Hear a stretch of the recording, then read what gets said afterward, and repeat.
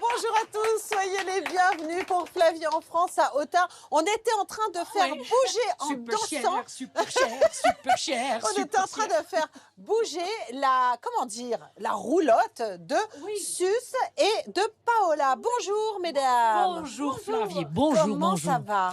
Ça va très bien. J'aurais pu vous dire Good morning. Goedemorgen. Good morning. Pourquoi? Parce que vous êtes Hollandaise. alors des Hollandaises à Autun. Vous y croyez, vous? Mais c'est incroyable, ça fait combien de temps que vous êtes dans la région? Dans la région, nous habitons ici 16 ans et nous sommes ici pour travailler. Non mais c'est très très beau cette région. C'est vrai. Et c'est très varié. C'est très différent de la Hollande? Oui, beaucoup plus vallonné. En tout cas, vous vendez du gouda. Entre autres. Attention, hein. Au Thunois, et merci de m'accueillir chez vous, comme ça sent bon. Alors vous savez que je ne suis pas toute seule, vous le connaissez le grand machin là-bas? Ah oui. Eh ben c'est Victor de Quiver, il y a même des gens qui sont en train de lui parler. Ça va Victor? Mais ça va très bien, Flavie. Je suis d'humeur gallo-romaine aujourd'hui. C'est quoi une humeur gallo-romaine? On est dans la ville, vous savez, qui est mythique. Exactement. Parce qu'ici, à Autun, on marche sur les traces des Romains, monuments antiques, vestiges uniques, paysages du Morvan en toile de fond. En fait, Autun, c'est une ville de Saône-et-Loire de 13 000 Authunoises et Authunois où le passé a vraiment laissé sa marque. Et deux Hollandaises. Et deux Hollandaises, évidemment. Enfin, mais quelle question. Détail, mais quand même. Détail, mais quand même. Alors, qu'est-ce qu'on va faire aujourd'hui à part manger du gouda? Eh bien, je vais vous présenter une armurière. Figurez-vous que c'est la seule femme en France à exercer ce métier. Elle s'appelle Pauline et elle sera avec nous dans un instant. Et puis, dans le Morvan, la petite star des sous-bois, c'est la châtaigne. C'est Angélique qui viendra nous en parler tout à l'heure de cette filière en plein renouveau. Et puis, bien sûr, on va rejouer au schmilblick. Vous connaissiez pas le schmilblick? Oui, bien sûr. Bien sûr que non, ça n'existe pas en Hollande. Ça n'existe que... Non. Et c'est imprononçable Alors, aussi pour nous. Le schmick-blick. Schmilblick, vous viendrez jouer, d'accord? Oui. Voilà, on aura les filles qui viendront jouer. Mais pour l'heure, justement, Victor, on s'envole avec vous. Allez, vous allez encore nous envoyer en l'air. On va où, là? Je vous emmène à quelques kilomètres du centre d'Autun, dans un lieu extraordinaire. Est-ce que vous voyez ces tuiles vernissées incroyables? C'est la signature de la Bourgogne. C'est tellement joli, ça. Des losanges verts, jaunes, noirs, qui forment des dessins. C'est magnifique. Et c'est là, sous ce toit splendide, que se trouve le lycée militaire d'Autun. Mais c'était pas un grand séminaire, ça, avant? Eh si, c'est l'évêque d'Autun, Gabriel de Roquette, qui le fait construire en 1675. Il engage les meilleurs. Daniel Guittard pour les plans du séminaire, le nôtre pour les jardins, dont il ne reste malheureusement plus rien aujourd'hui. Mais voilà le problème à l'époque. Il a beaucoup d'ambition, l'évêque, mais il a des problèmes d'argent. Alors, pour économiser, il récupère les pierres de l'ancien théâtre romain d'Autun. Ok. Et voilà le résultat. Beaucoup le qualifient à l'époque comme le plus beau séminaire de France. Rien que ça. Il n'y a pas de petites économies, hein. Non. Et vient la Révolution, et Oui. là, ça change tout. Les séminaires partent Eh et oui. le lieu devient un hôpital, une prison, avant d'être pillé, avant de redevenir un petit séminaire au 19e siècle. Un jeune homme, bientôt célèbre, va y étudier. C'est la fierté locale, la star d'ici, Mac Mahon, le président l'homme qui deviendra président de la République française, tout à So fait. chic. Ouais. Alors moins chic à la fin du 19e Ah bon siècle, quand le lieu devient une école militaire. En 1914, les enfants de troupe, c'est comme ça qu'on les appelle à l'époque, sont réquisitionnés. Ils ont entre 13 et 17 ans et plusieurs centaines d'entre eux vont mourir au front. Aujourd'hui, il accueille encore des élèves, 800 d'origine et d'horizons différents. Et figurez-vous que le taux de résultat de réussite au bac est de 100%. Je vais peut-être pouvoir enfin l'avoir, ce baccalauréat. On ira ensemble alors, très bien. Autre grande histoire, vous savez ce que c'est? Non. C'est maintenant, c'est le schmilblick. Ah oui.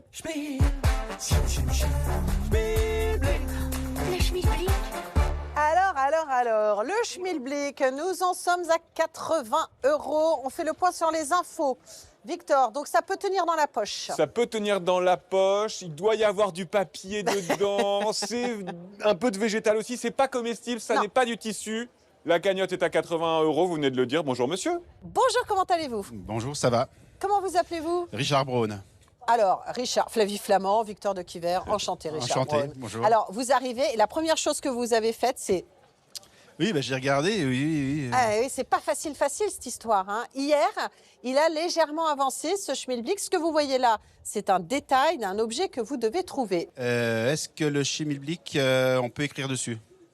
Absolument, Richard. On peut écrire sur le schmilblick. 10 € Est-ce que vous supplémentaires. avez une proposition à me faire? La cagnotte. Je dirais du papyrus.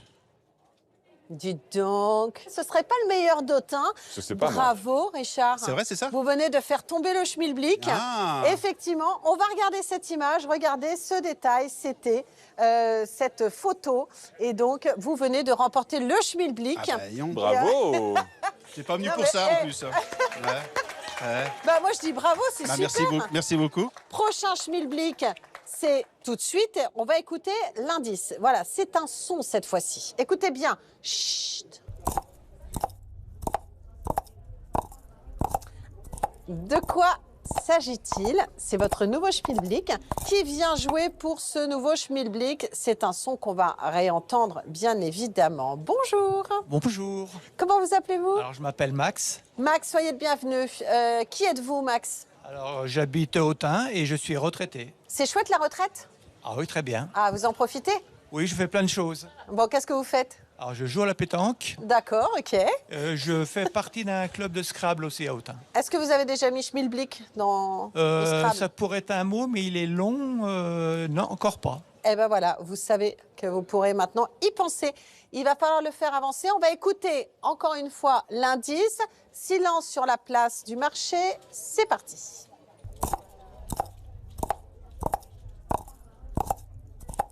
Il y a Victor qui me regarde. Et il est en train de cogiter, Victor. J'hésite. Hein. Alors, j'écoute votre question. Alors, est-ce que le schmilblick peut se porter au pied? Alors, non, pas vraiment. Non, pas vraiment. Mais vous étiez le premier à tenter ce nouveau schmilblick, donc c'est normal que vous ne le fassiez pas avancer. Merci beaucoup, en tout cas, d'avoir joué avec De nous. Vous rien. pourrez Merci revenir bien. dans la Max. semaine. À Au bientôt. revoir. Salut, Au revoir. Max. Allez, dernier candidat de cette session. C'est une candidate qui se dit « Ah, j'aurais bien aimé attendre un petit peu pour avoir un peu plus d'informations. » Bonjour, Bonjour, soyez la bienvenue. merci. Comment vous appelez-vous? Lilou. Ça va, Lilou? Oui, vous? Oui, ça va super. On est très bien chez vous. Hein. Eh bien, tant mieux, bienvenue. Vous êtes né ici? Oui. Lilou, on écoute. Alors, quelle est la question que vous voulez me poser, Lilou? Est-ce que le schmilblick est un animal? Non, le schmilblick n'est pas un animal. Mais c'était une question qui, quand même, a fait avancer les choses. Merci beaucoup, Lilou. Plein de bonnes choses pour vous. Bon, alors, vous avez une 50 idée, vous, euros. ou pas? Ben, j'ai 2 idées. Mais je C'est sais vrai? pas. Ouais, Vous me les direz tout à l'heure à l'oreille? Promis. Bon, allez, en tout cas, qu'est-ce qu'on fait maintenant? Eh bien, on va retrouver Valentine. Valentine, elle est assez douée aussi au schmilblick. En général, elle les trouve. Elle nous emmène à 2 pas d'ici à la rencontre de Chloé. Chloé, c'est une éleveuse qui exploite toutes les ressources de ses brebis de A à Z. La laine, le lait, la viande, tout se garde et rien ne se perd chez Chloé.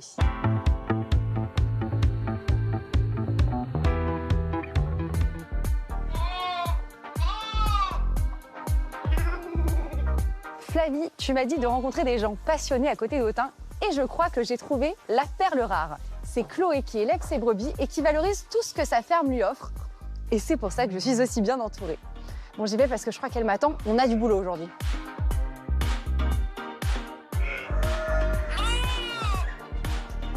Salut Chloé! Salut.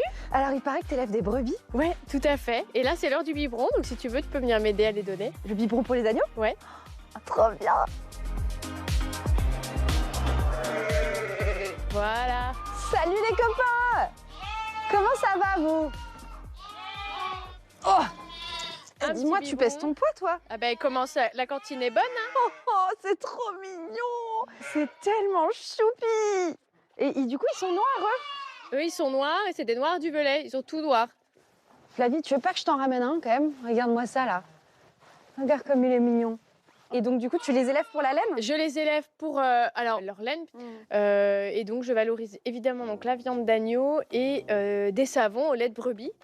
Notamment des savons feutrés. Au lait de brebis et Oui. feutré. Je sais même pas ce que c'est. Et ben, si tu veux, on peut aller en faire un. Mais carrément! On y va?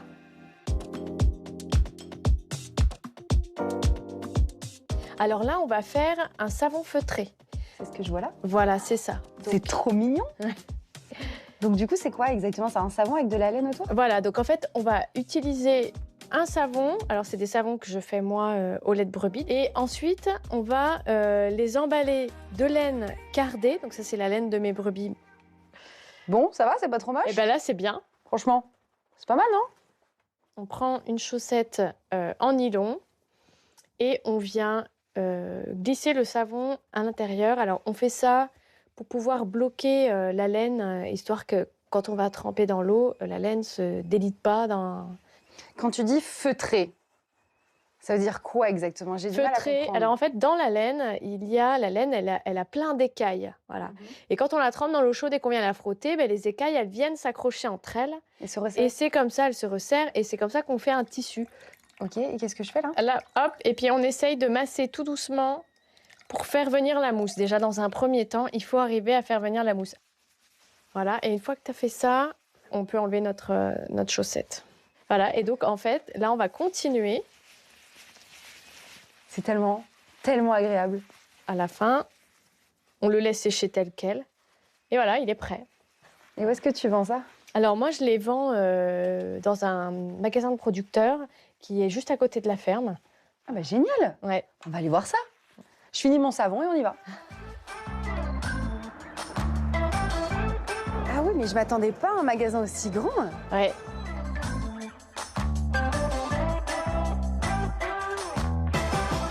Alors raconte-moi un petit peu l'histoire de ce projet. Alors, l'histoire de ce projet, c'est l'histoire de 9 fermes de l'Autunois qui ont envie de vendre en commun leur production. Je vois que les produits sont hyper variés. Du coup, on trouve quoi? De la viande, des fromages. Je vois qu'il y a aussi une offre de vin. De vin, effectivement, les vins de Bourgogne. On a de la bière, parce qu'il y a pas mal de brasseurs. On a quelques fruits. Alors, en Bourgogne, par des pommes et des poires, on ne fait pas grand-chose de plus. Ouais. Et seulement des produits alimentaires ou il y a aussi autre chose? Alors, nous avons donc des produits alimentaires, mais on a une toute petite partie, vraiment toute petite, c'est la mienne, une petite partie textile, puisque moi, la spécialité de ma ferme, c'est de transformer la laine de mes brebis. Ça, Flavie, c'est le meilleur ami pour l'hiver, ça. Tu l'auras compris, Flavie, notre fan de laine a trouvé le moyen de valoriser chaque matière de A à Z dans ce magasin qui est un concentré du terroir local. Bon, moi, je vais continuer ma petite balade au cœur du Morvan. Par contre, ça caille ici. Hein. La campagne, ça vous gagne, mais la Bourgogne, ça vous cogne. Hein. Allez, bisous. Et qu'est-ce que je suis contente. Qu'est-ce qui se passe? Figurez-vous que c'est une surprise. Chloé vient de débarquer et pas toute seule. Bonjour Chloé, ça va? Bonjour Flavie, ça va, merci. Mais c'est tellement gentil. Quand j'ai vu les images du reportage de Valentine, je me suis dit, mais moi j'aimerais tellement le voir, ce petit bonhomme en mousse. agneau. Bonjour, ce petit bonhomme en mousse. Alors, c'est un petit agneau. Alors c'est un petit agneau qui est né il y a 1 mois et demi. Oh, Voilà. il est grand déjà. Il est déjà très Dis donc, grand. il est costaud, il mange bien chez vous. Il hein. mange bien. Donc c'est un agneau que j'élève au biberon parce qu'il il fait partie de quadruplés. Oui. La maman ne peut pas s'occuper de 4 agneaux, donc je l'ai pris avec moi. Et puis ça grandit vite. Ça grandit vite. Voilà, en 6 mois, c'est déjà en taille adulte. Hein. Écoutez, merci infiniment d'être venu nous voir. Avec plaisir. Avec donc ce petit agneau. Est-ce que je peux le baptiser Schmilblick? Oui, allez. Voilà. Tu t'appelles Schmilblick. Et je te remercie d'être venue jusqu'à nous, Chloé. C'est ultra sympa de nous avoir fait la surprise. Et je suis ravie d'avoir fait votre connaissance parce que ce reportage de Valentine était vraiment intéressant. Donc, je vous souhaite plein de bonnes choses. Merci à vous, Chloé. Merci beaucoup. Bon, allez, c'est pas le tout. Hein. Il va falloir lâcher Schmilblick et passer aux saveurs locales.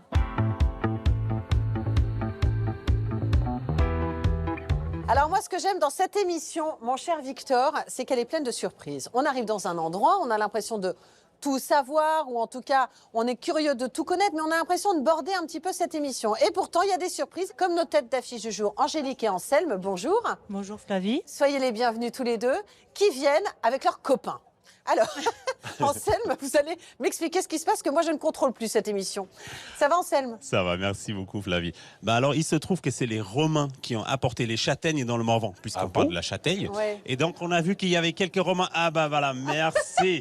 Super, voilà, regarde, la châtaigne arrive dans le Morvan. Bonjour. Merci les Romains. Merci beaucoup, mais c'est extraordinaire. Il y a beaucoup de gens qui se baladent déguisés en romains comme ça dans la ville d'Autun ou Tout pas? le temps. Ah mais c'est dingue ça, racontez-moi l'histoire de la châtaigne. Bah donc apparemment c'était les Romains il y a 2000 ans qui l'ont apporté en premier. Ouais. Et c'est dans le 19e siècle qu'elle a été vraiment greffée.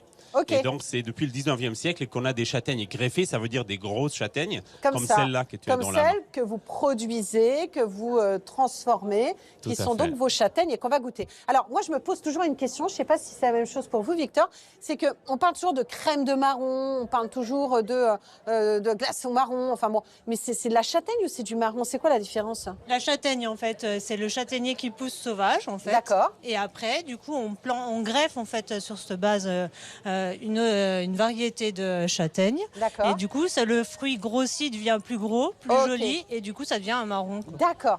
Moi, je commence à avoir faim. Vous savez que ça me rappelle mon enfance. Parce qu'il y avait des châtaigniers dans le haras de mes grands-parents. Et donc, je mangeais de la châtaigne fraîche. Vous connaissez ou pas? Non, pas du tout comme Ah ça, bah mais alors, je pensais que on ça va se faire cuisait, goûter moi. Victor. Et tu vas voir, c'est assez... Je veux pas mourir. Non, Non, non, du c'est tout. très très bon. C'est très sucré. Merci. En C'est plus, très sucré.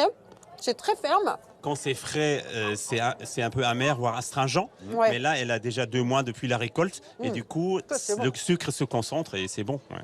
Est-ce qu'il y a une saisonnalité pour les châtaignes?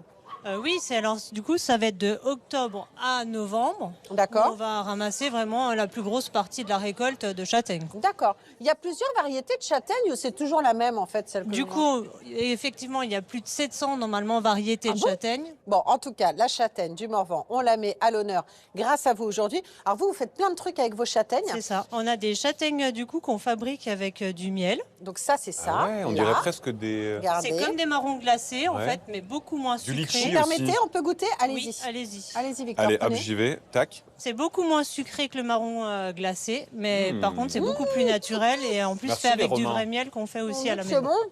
Ça, c'est avec de la farine de châtaigne. C'est ça. C'est quoi? Donc c'est du pain d'épices, mais à la farine de châtaigne que vous pouvez aussi goûter. Qu'est-ce qu'elle a de particulier, la farine de châtaigne? Du coup, ça va être le goût, parce que du coup, on C'est aura bon, hein. toujours la châtaigne qui va ressortir sur la fin en D'accord. bouche. On peut Et, faire du pain avec de la farine de voilà, châtaigne peut aussi, faire on du l'utilise pain, comme on veut. On peut faire vraiment tout, même une béchamel à la farine de châtaigne, Ok. c'est aussi très bon. Alors, la châtaigne, c'est un fruit qui a longtemps été oublié. Vous avez monté un collectif. Donc, rapidement, de quoi s'agit-il en fait? Tout à fait. Donc en fait, il y a, comme on disait, ça a été greffé dans le 19e siècle. Donc il y a des châtaigneraies, de la production de châtaignes depuis 150-200 ans. Mais c'est maintenant qu'il y a quelques jeunes comme nous deux, et on est 7 en tout, qui essaient de remettre la châtaigne au menu en la transformant. D'accord. Donc les anciens dont on a appris beaucoup, eux ils vendaient juste la châtaigne crue comme ça, et nous on la transforme avec les différents produits Pâte à qu'on fait. tartiner, c'est ça qu'on voit ici. Voilà, Voilà, c'est donc ça. c'est- Dernière chose, donc ici, Donc délices de châtaigne ou Ouais. châtaignaude, ça c'est un nouveau nom qu'on a inventé pour ce produit-là. C'est un peu comme la crème de marron, mais beaucoup moins sucrée. oh, ça doit Parce être qu'on chouette, aime ça. et on peut goûter si vous voulez. Et Angélique, elle fait aussi une tartinade, vas-y. Du coup, c'est une tartinade qu'on mange pour l'apéritif. C'est châtaigne potimarron. Et maintenant, on fait aussi la nouvelle version, c'est châtaigne potimarron et piment d'Espelette. Vous savez ce qu'on va faire, Angélique Anselme, merci infiniment. On va Merci, goûter Flavie. ça pendant ce temps-là. Regardez donc quelques images. Allez, mon petit gladiateur, viens, je t'emmène. Ouais.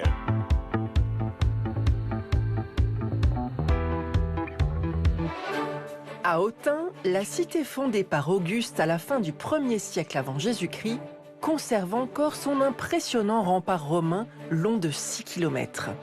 Le mur d'Autun était autant un symbole de prestige qu'un ouvrage technique soutenant les terrasses de la ville antique. Dégradé par le temps, ce tronçon du rempart doit être restauré et c'est le travail de Yannick Labaune, responsable du service archéologique de la ville. Avec ses équipes, il mène des fouilles avant toute intervention. On nous demande de faire beaucoup d'expertise, beaucoup chez les particuliers qui sont concernés par des aménagements. On doit se poser la question, comme c'est une ville historique qui a 2000 ans d'histoire, de savoir si ces travaux-là vont endommager ou pas les vestiges du sous-sol. Pour réaliser des travaux sur ce type de monument, il faut passer par un architecte du patrimoine. L'objectif est essentiel, dégager les vestiges sans les abîmer afin de prendre les bonnes décisions. Derrière nous, nous avons en fait une tour qui n'était plus visible du tout, qui était complètement cachée par la terre, par les éboulis en fait. Et l'architecte avait besoin d'avoir son état de conservation pour pouvoir entreprendre la restauration. Quelques centaines de mètres plus loin, À l'est de la ville se dresse la porte Saint-André, autre vestige de ce rempart à l'époque où Autun était la nouvelle capitale romaine, dit Augustodunum.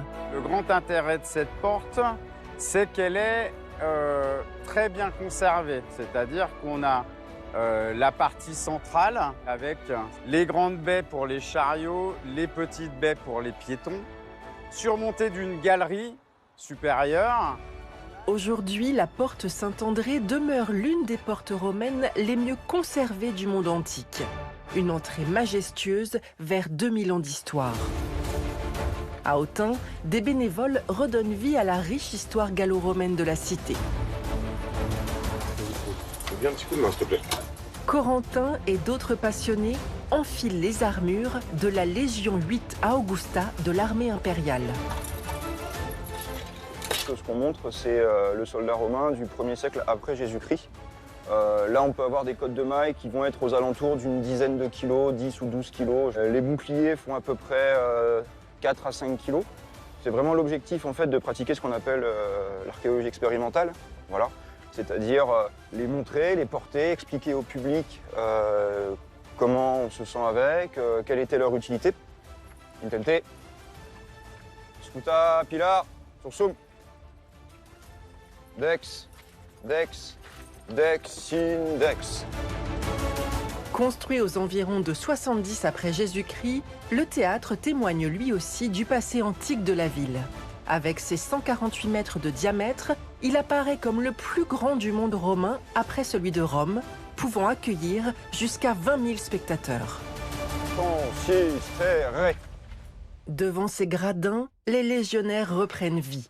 Pour Corentin et les autres bénévoles, ce théâtre n'est pas seulement un monument, c'est un terrain d'entraînement. Toutes les personnes qui sont présentes dans l'association ont aussi cette vocation de transmettre quelque chose au public le plus large possible. Toutes les personnes qui viennent nous voir, on se déplace aux 4 coins de la France pour présenter la Légion romaine et les civils de la vie gallo-romaine de manière plus générale. Il y a vraiment un objectif de transmission de savoir et de connaissances. Autun réunit remparts, sanctuaires gaulois et théâtre romain. Une cité et une histoire que ses habitants continuent de faire vivre. Et les Romains qui, évidemment, sont venus nous voir ce matin. Salut, Romain. Victor, vous, une proposition, ça vous suffit pas. Non. Il en faut une deuxième. Ouais, à 25 km d'Autun, Flavie, il y a Bibrac. C'était la capitale des Édouans, un peuple gaulois puissant. Alors aujourd'hui, c'est une forêt, mais à l'époque, il y avait 5 à 10 000 personnes qui habitaient là. C'était énorme. C'est pas n'importe quel endroit, parce qu'en 52 avant Jésus-Christ, Vercingétorix est proclamé chef de ceux qui se soulèvent contre César. Là-bas, c'est là-bas aussi qu'une fois que Vercingétorix a perdu, César vient écrire son récit légendaire sur la guerre des Gaules. Et aujourd'hui, le site renaît grâce aux archéologues. Ouais, il célèbre en 2025 ses 40 ans de fouilles. Les archéologues ont trouvé des choses tout à fait passionnantes, comme 3700 objets et des dizaines de tonnes de tessons d'amphores à vin. Ouais, quand même. Bibrac, c'était un carrefour commercial incroyable. On échangeait du vin, qui était à l'époque un produit de luxe, contre d'autres marchandises gauloises. Il y a un musée Qui rouvrira en 2026, Ah, Flavie. d'accord, super. Un peu de patience, on pourra voir donc tous ces objets dont je viens de vous parler et aussi plein d'objets qui servaient au quotidien des Gaulois, des Romains, et tutti quanti. Donc vous aimez et les Gaulois et les Romains. Moi j'aime tout le monde, je suis pour la paix des peuples. Allez, voici la paix du schmilblick. Le schmilblick. Alors, est-ce qu'on aura un Romain qui jouera justement au schmilblick? Bah, pas pour l'instant, Non. puisque regardez qui vient d'arriver. Nos amis du plat pays. Super cher, super cher, super cher. C'est le générique Ah, que non, vous faites en hollandais, Paola, j'adore. Paola et Sus qui sont avec nous. Ça va, mesdames? Très bien. Oh là là, mais vous faites tout en cœur, quoi. hein. C'est les jumelles maléfiques, là. Alors, le schmilblick n'existe pas, on le disait tout à l'heure, en Hollande. Vous avez compris les règles ou pas? Oui, maintenant, Bon, on comprend alors, un peu. Je crois. Alors, donc, je vous vais explique. écouter, hein. Vous écoutez, voici le son. OK? C'est clair. C'est clair, me dit Sus, on va voir. Vous devez me poser une question en incluant le mot schmilblick. Est-ce que le schmilblick... Est-ce que le schmilblick... Je peux amener en voyage, en voyage. Oui. Alors, est-ce qu'on peut emmener le schmilblick en vacances? Alors, Non, on ne peut pas l'emmener en vacances, mais on peut dire qu'on peut le trouver en vacances. Ah, Donc, par conséquent, Oui je ou me non dis qu'on peut faire avancer le schmilblick de 10 euros. 60 € dans la cagnotte, bravo. Alors, C'est pas- ce qui veut dire que vous avez le droit, mesdames, de faire une proposition. À quoi pouvez-vous penser? Donc, on peut trouver le schmilblick en vacances. Kokosnoten. Oui, oui. Noix de coco, là. Coco. Ou c'est pas, il faut pas deviner maintenant. Alors, vous, votre idée, c'est quoi? C'est que ce sont des noix de coco? Oui. Elles sont venues tout droit de Hollande pour remporter le schmilblick. Non, vraiment? Ce sont effectivement des noix de coco qui s'entrechoquent. Alors, je ne sais pas comment vous nous avez trouvé ça. Vous remportez 60 €. Super cher. Bravo. Et dankjewel. Heel Comme graag on dit, gedaan. Heel comme on graag dit gedaan, merci en Hollande. Dankjewel pour votre participation et votre bonne humeur. Et bravo à vous, mesdames. Je suis hyper contente pour vous. On repart sur un nouveau schmilblick. Vous n'avez pas le droit de jouer, mesdames, mais regardez, Ah, c'est dommage. il s'agit d'une image. Ceci est un détail d'un objet qu'il va falloir trouver. Qui va venir jouer? Bonjour. Bonjour, madame. Bonjour, Comment vous appelez-vous? Claudine. Ça va, Claudine? Oui, ça va très bien, je suis ravie d'être là. Ah bah ça nous fait hyper plaisir. Vous êtes chic. C'est vrai, vous trouvez? Ouais, vous êtes très Pas belle. plus que vous. Hein.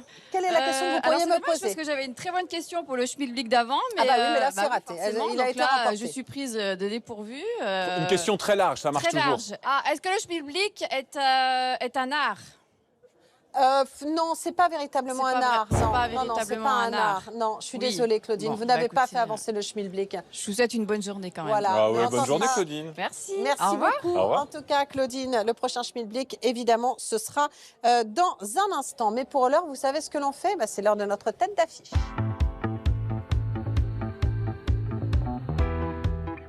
Alors là, moi, je suis hyper contente parce que cette émission nous permet aussi de mettre à l'honneur des gens qui font un métier un petit peu particulier. Et là, je reçois la seule femme armurière de France. Pauline, bonjour. Bonjour Flavie. Ça me fait hyper plaisir de vous rencontrer parce que je me disais, c'est fou, qu'est-ce qui peut, à un moment donné, motiver une femme à devenir armurière? Et j'ai réalisé aussi que je ne sais pas ce que c'est être armurier.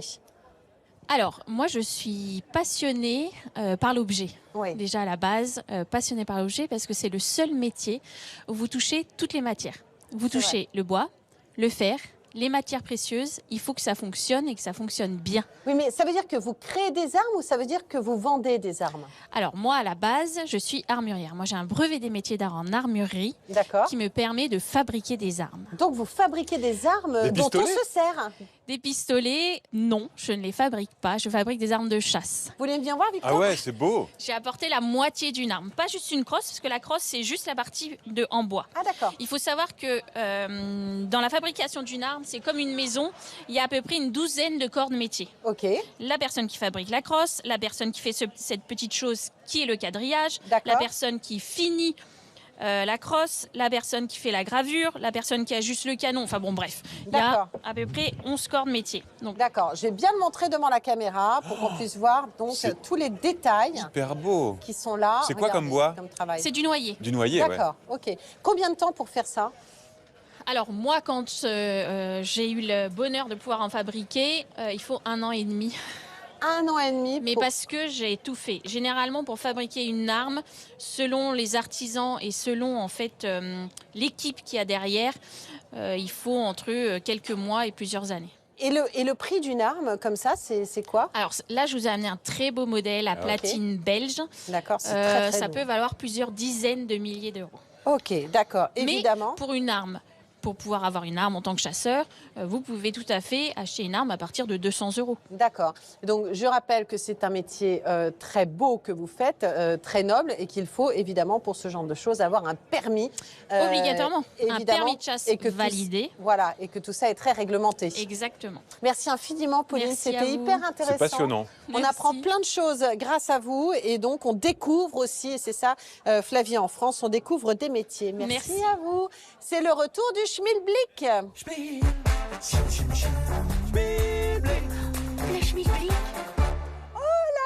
On vous l'avait pas encore présenté. Regardez qui vient d'arriver. C'est notre voisin sur la place. Bonjour Asdine. Bonjour. Ça va bien? Oui, merci. Alors on va préciser Asdine que vous êtes là-bas et vous vendez quelque chose que les enfants, mais même les adultes adorent, ce sont Des bonbons. des bonbons. Asdin, c'est un distributeur de bonheur sur le marché d'Autun.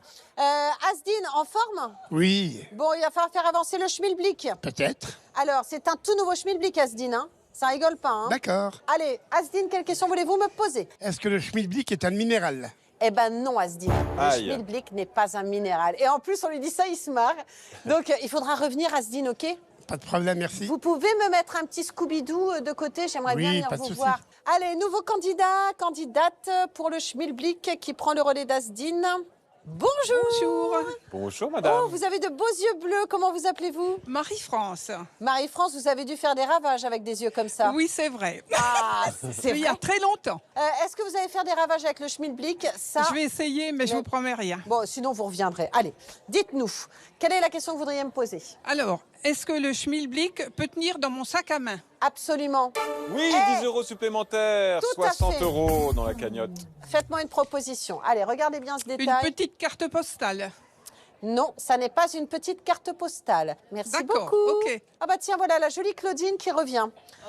Ah, Claudine, elle se dit, tiens, moi, je vais Ah, je suis emballer bien aujourd'hui. avec vous, là, bah, écoutez, bah, vous êtes la bienvenue. Claudine, quelle est votre question? Est-ce que le schmilblick est un objet décoratif? Non, non, c'est usuel, c'est pas décoratif. C'est usuel. Ouais. Raté, bah faudra revenir, hein, Claudine. hein. Bon, écoutez, Jamais je peux rester là 203. si vous voulez. hein. Allez, écoutez, je vous laisse cette fois. Au revoir. Merci Au revoir, Claudine, à la Claudine. prochaine. On va se quitter avec une photo d'Autun. Ah, enfin. Elle a été prise par Antoine depuis, regardez, le mont Beuvray. Regardez que comme c'est c'est beau. beau. Ça fait partie du massif du Morvan et ça culmine ce mont à 821 mètres.